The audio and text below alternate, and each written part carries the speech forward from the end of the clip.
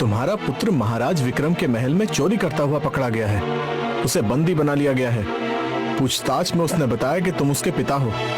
राजा विक्रम ने तुम्हें भी बंदी बनाने का आदेश दिया है। इतना बोलकर दोनों सैनिकों ने आदित्य को बंदी बना लिया और आदित्य को घसीटते हुए उसकी हवेली से बाहर ले गए। इत्तेफाक से वहां से अर्जुन गुजर रहा था। अपने भैया की ये हालत देखकर वो तुरंत आ पहुंचा और सैनिकों की ओर देखकर बोला, ये क्या कर रहे हो?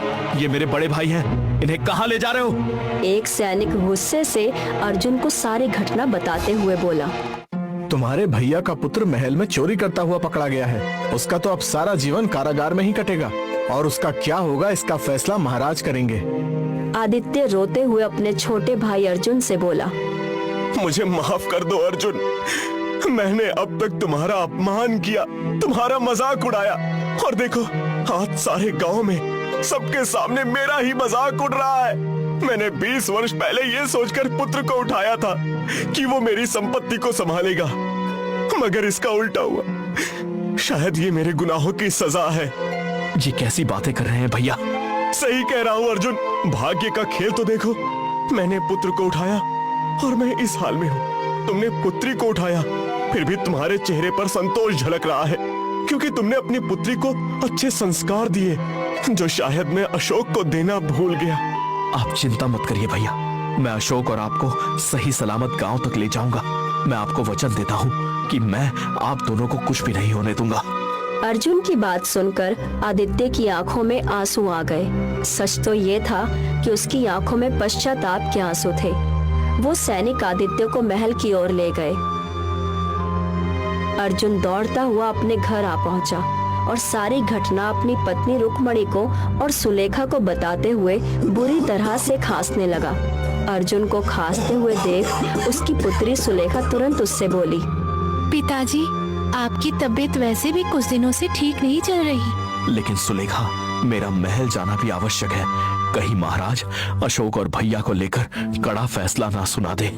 ठीक है पिताजी, लेकिन मैं भी आपके साथ चलूंगी। ठीक है। अर्जुन सुलेखा को लेकर राज दरबार पहुंच गया। राजा विक्रम अपने सिंहासन पर बैठा हुआ था। राजा विक्रम के ठीक बगल में महल के राजगुरु भी बैठे हुए थे। अर्जुन राजा विक्रम की ओर देखकर बोला, मेरा नाम अर्जुन है महाराज।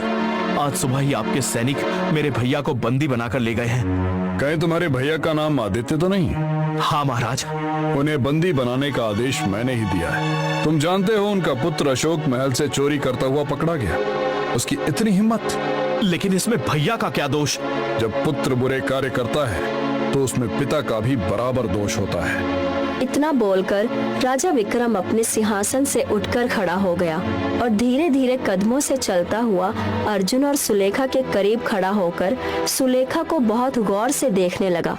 उसकी ओर बहुत गौर से देखते हुए सुलेखा राजा विक्रम से बोली, क्या हुआ महाराज, आप मुझे इतनी गौर से क्यों देख रहे हैं? न जाने क्यों तुम्हारा चेहरा काफी जाना पहचाना लग रहा है। सच तो ये है कि तुम्हारा चेहरा मुझे अपनी पत्नी की याद दिलाता है। राजा विक्रम ने इतना कहा ही था कि तभी उसकी नजर सुलेखा के हाथ पर पड़ी, जिस पर एक निशान बना हुआ था। उस निशान को देखकर राजा विक्रम पूरी तरह से चौंकता हुआ सुलेखा से बोला, तुम्हारे हाथ में ये निशान कैसे आया? महाराज, ये निशान तो मैंने बचपन से देखा है।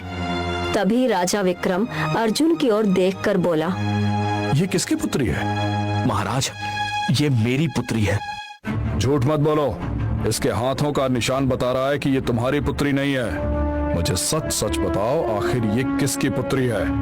राजा विक्रम की बात सुनकर राजगुरु धीरे धीरे कदमों से चलते हुए अर्जुन के पास आकर खड़े हो गए और अर्जुन की ओर रहस्यमयी नजरों से देखकर बोले,